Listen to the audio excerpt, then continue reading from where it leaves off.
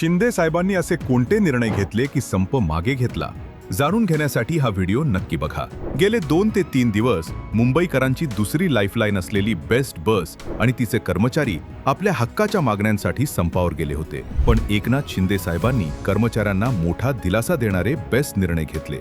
यामध्ये त्यांनी नवीन वेतन करार होईपर्यंत कर्मचाऱ्यांना अंतरिम दिलासा म्हणून दरमहा 3000 रुपये तर वेटलिस्टवरील कर्मचाऱ्यांना 2000 रुपये हंगामी वाढ केली। कर्मचाऱ्यांची प्रलंबित ग्रॅच्युइटीची रक्कम याच आर्थिक वर्षात दिली जाणार। तसेच सार्वजनिक वाहतूक अधिक बळकट करण्यासाठी पुढील 3 वर्षात बेस्टच्या मालकीच्या 5000 नवीन बसेस घेणार आणि बेस्टच्या सर्वांगीण विकासाचा कायापालट प्रस्ताव तातडीने मंत्रिमंडळात मंजूर केला जाणार असल्याचे धडाकेबाज निर्णय घेतले।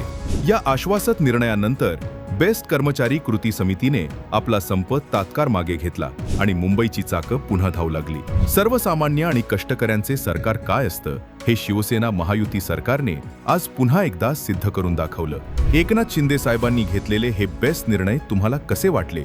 कमेंट करून नक्की सांगा। कमेंटमध्ये बेस्ट लिहायला विसरू नका।